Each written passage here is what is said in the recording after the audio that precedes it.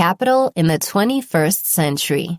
No economics book published in recent years has had as much impact as Thomas Piketty's Capital in the 21st Century. The book is a masterpiece with over 600 pages, which discusses how globalization and economic development impacts our lives, the economy, and the contemporary world.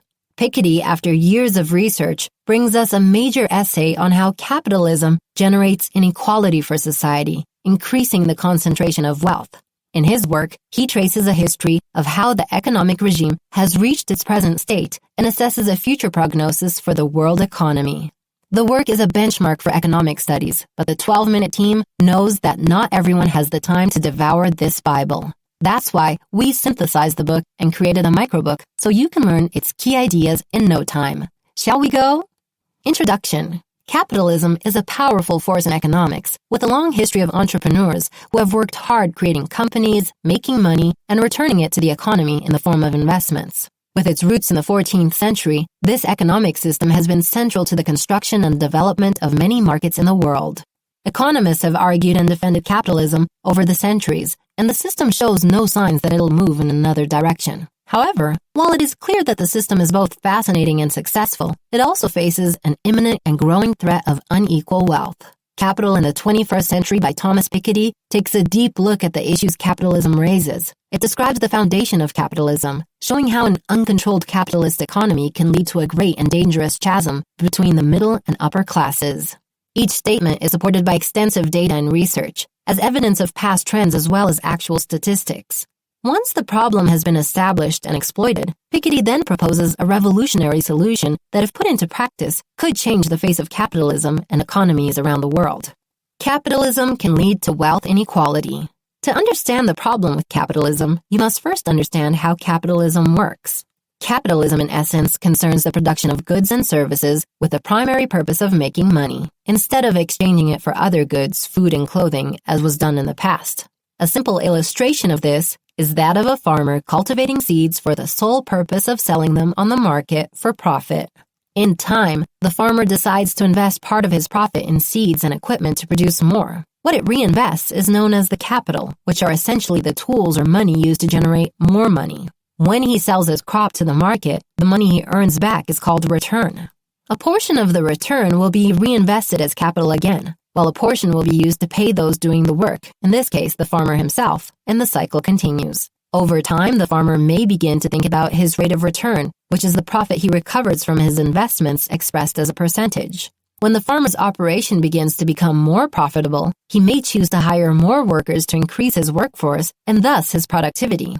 It means that he will have to spend more money on labor, but now his returns must also be much higher. However, if the farmer's profits begin to grow faster than his operation, his capital will not be needed.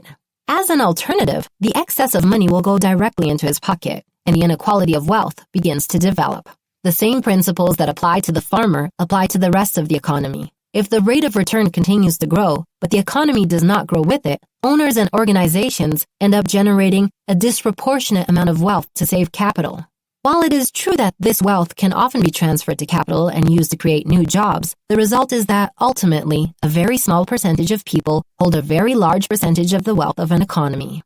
Also, being the main force behind capital gives owners great power over job creation. When it comes to planning the future of our economy, placing a significant amount of power in the hands of such a small group of people can be considered dangerous. Understanding growth rates as the key to the problem. Unless changes are made, power imbalance only worsens over time. A constantly growing global economy is healthy, but the rate at which the world's markets grow need to remain similar to the rate at which its capital return increases. We call these rates growth rate and rate of return on capital, respectively.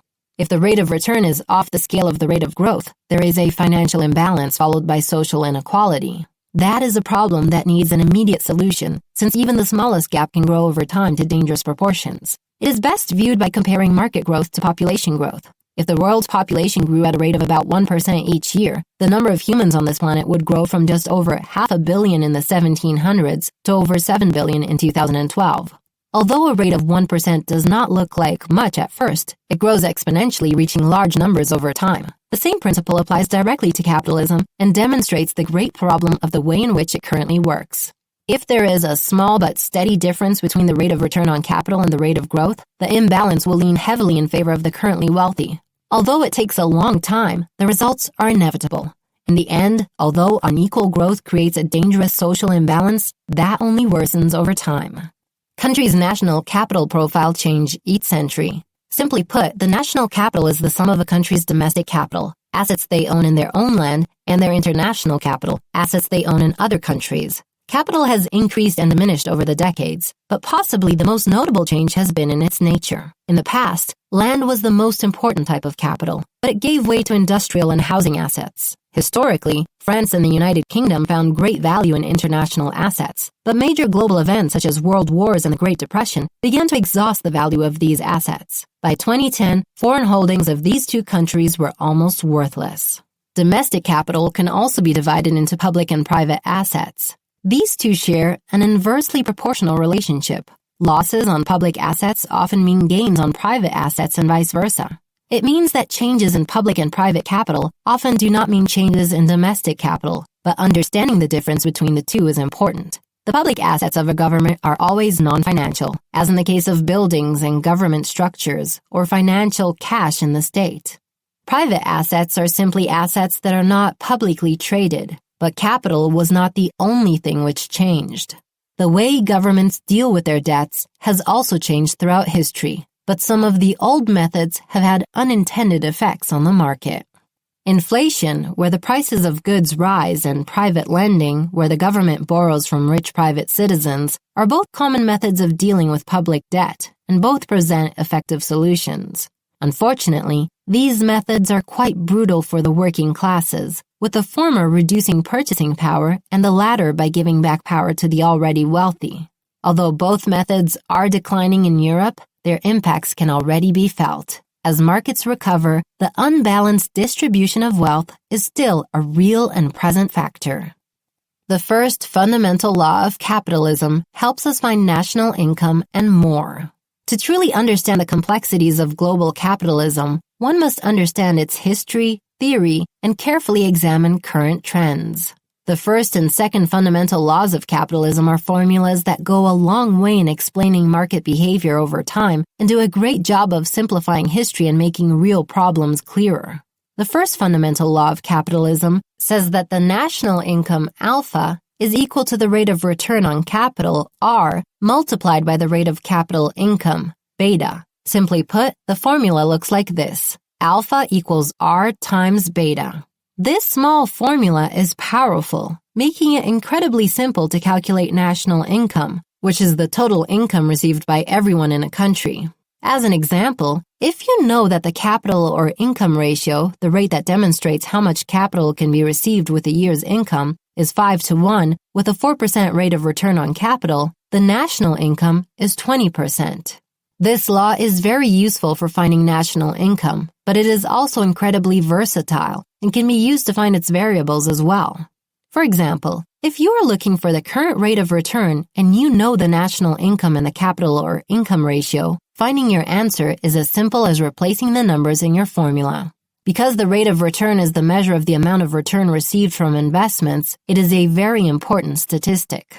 The calculation of the rate of return is a simple formula, making capitalism's first fundamental law a powerful tool. The second fundamental law of capitalism helps us understand its monitor. The second fundamental law of capitalism says that the rate of capital income, beta, is equal to the rate of saving, S, divided by the rate of economic growth, G. For example, if an economy saves 20% of its income and has a growth rate of 4%, the capital income ratio will be 5-to-1, or 500% for the value of income of each year. This well illustrates the main problem. If a country saves a lot but does not grow at a rate high enough to keep the economy running, then the result will be an excess of capital, which is then distributed to those who already have wealth. You can see how important growth is to the economy by simply increasing the growth rate by 1% in the example above. The capital or income ratio falls to 4-to-1, a significant drop. Simply put, this means that if, in our example, the economy grows only 1% more, the increase would be only 400% instead of 500%. That extra money could be distributed elsewhere, most notably to the middle and lower class families who need it. Capital is a potentially wonderful collection of resources used to create jobs and opportunities for those who do not have capital. But giving the largest share of a country's economy to a very small percentage of the population is dangerous. These formulas allow us to see how critical the imbalance of wealth can be.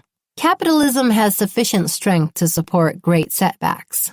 We have seen that inequalities can get out of control relatively quickly when not monitored.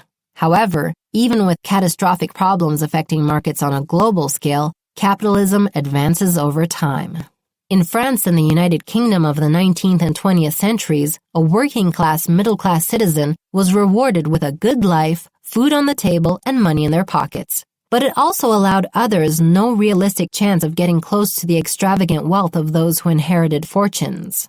That was a trend that dominated these centuries. But the world and the economy has changed. And with this, the richest soon found themselves losing more than they expected.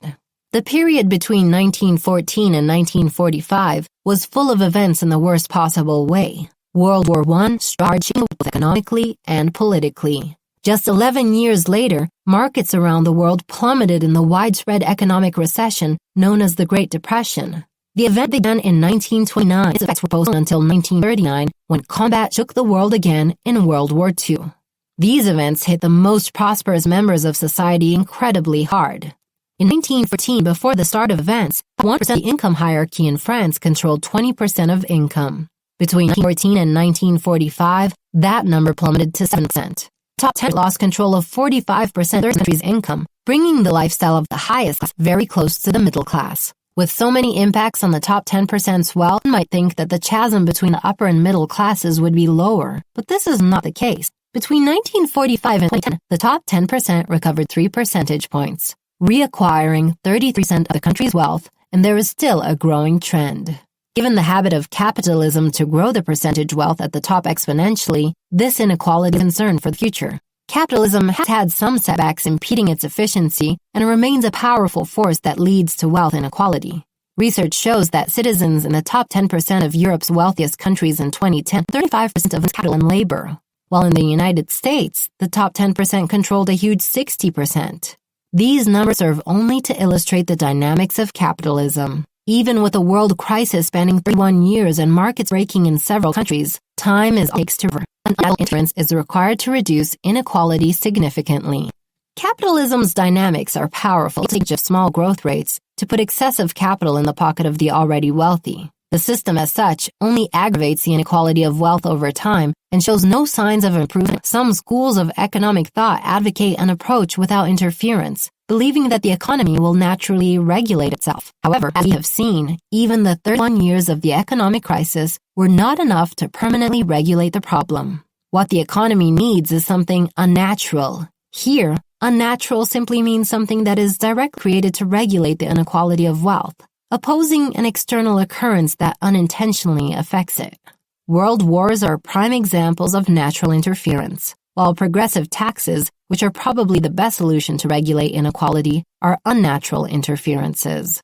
A progressive tax is a tax that increases according to the income of who is taxed. This kind of tax would force the wealthiest and the savers to pay a higher rate than the others. Different forms of progressive tax have been and are being applied around the world, but in the United States and the UK, they're increasing, reducing their effects, and in some cases, reversing them. For example, in 2010, the poorest 50% in France paid taxes at rates of 40 to 45%, and the next 40% paid slightly higher rates of 45 to 50%. That sounds ideal until it is revealed that the rates paid by those at the top actually fell, with the top 0.1% paying only 35% and paying virtually no capital wealth such as land, factories, and machinery.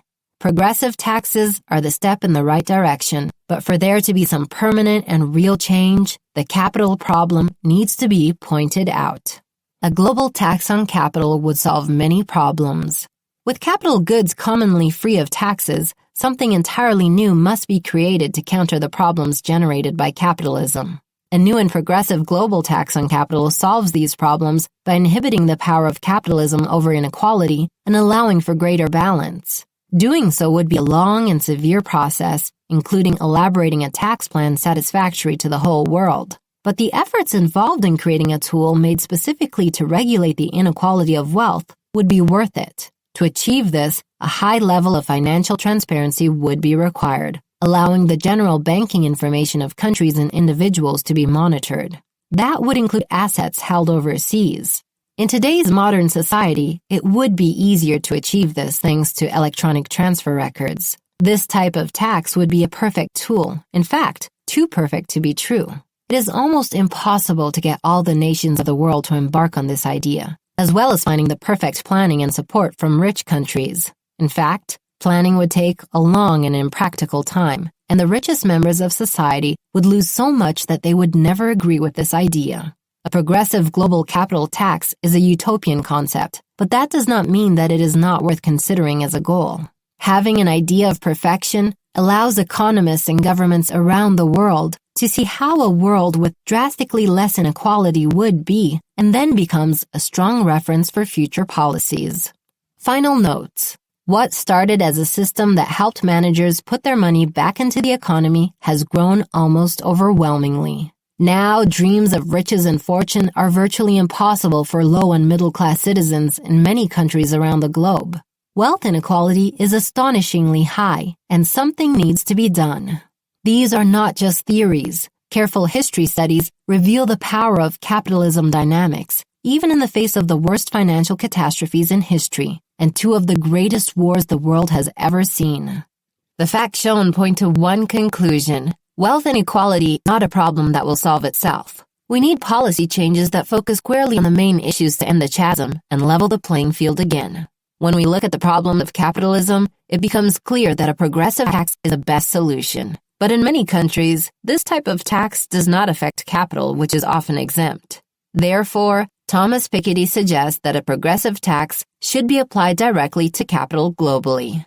That would be accompanied by new transparency laws. Although this model is unrealistic, it demonstrates an idea for a perfect economy, an economy in which wealth inequality is minimal and the working classes have a chance to become wealthy through hard work.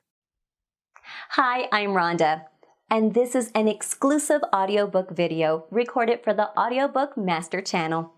Enjoy your audiobook and have fun learning. Don't forget to subscribe and hit the notification button so you'll get updated on our next upload. If you liked the video, give us a thumbs up and say your thoughts about the book we just covered. Do you want to listen to a summary or review of a book that we haven't covered in the past? Say it in the comments below or send us a message. Don't forget to check our other uploads. Enjoy listening!